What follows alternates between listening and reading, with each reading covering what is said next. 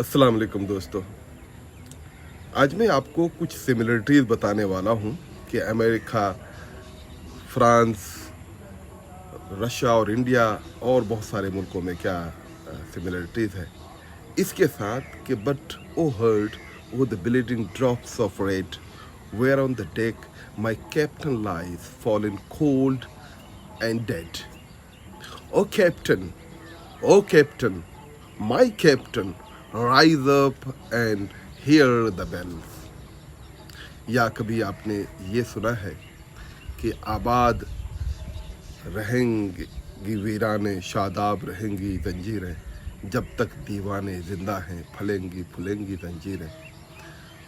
और आज़ादी का परवाना भी खुद ही लाएंगी जंजीरें, टुकड़े टुकड़े हो जाएंगी जब हद से बढ़ेंगी जंजीरें। क्या आपने ये सुना है, where the mind is without fear and the head is held high, where knowledge is free, where the world has not been broken up into fragments.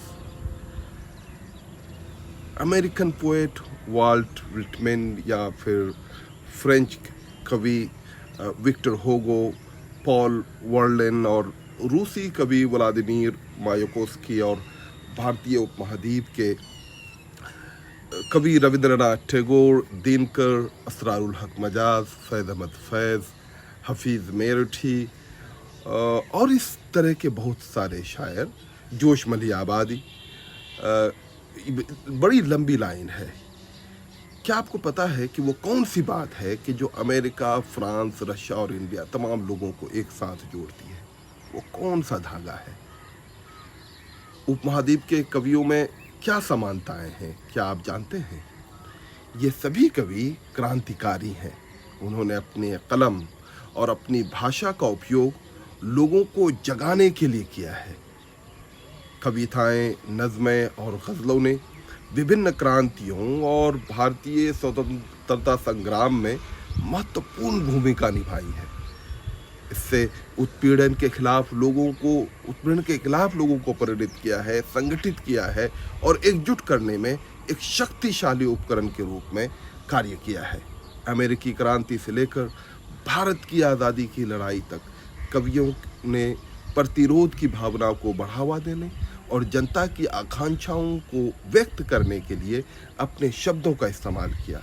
उनकी कविताएं, गज़लें और नज़में असहमति की आवाज़, न्याय की पुकार और संघर्ष का प्रतीक बन गया। क्रांति का सार समझा, राष्ट्र गौरव के भावना पैदा की और लोगों को अपने अधिकारों के लिए लड़ना सिखाया, प्रेरित किया। अगर किया तो किसने किया? ये कविताएं की, ये गज़लें की, ये नज़में की और ये पूरे देश में एक आज़ादी को लेकर के एक लोगों के अंदर में कलक जगाया। फ्रांस में अगर आप देखें तो फ्रांस के इनकलाब बिना पोएट्स के मुझे लगता है कि नामुमकिन था। इस पूरे दुनिया में जहाँ पे भी लोगों पे जुल्म हो रहे हैं, लोग जो उत्पीड़ित समाज है, उस समाज को जगाने में जो है पोएट्री का बहुत बड़ा रोल है, कलाकारों का बहुत बड़ा रोल है।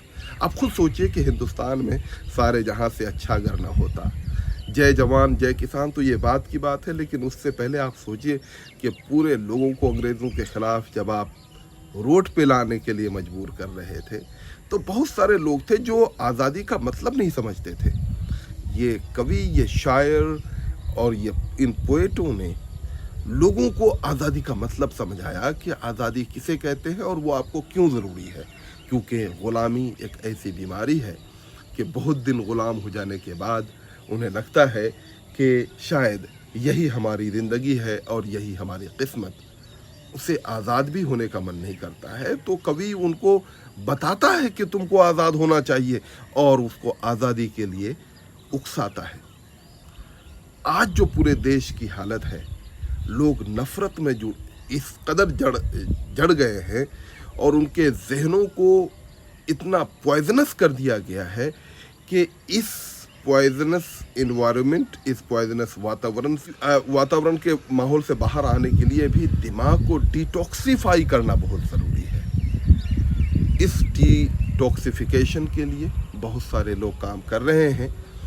उसमें एक ईश्वर सिंह नाम से एक लड़का है, बिल्कुल नौजवान लड़का, बहुत ही आम ज़बान में, बहुत ही आम भाषा में वो पोएट्री करता है और उसको सुर और ताल से सजाता है और गांव-गांव, शहर-शहर, स्कूल-स्कूल जा कर के लोगों को बताता है, लोगों को सिखाता है और उसे अपनी आज़ादी का मतलब समझाता है, बल्कि ये भी समझाता है कि इसकी हिफाज़त कैसे की जाए।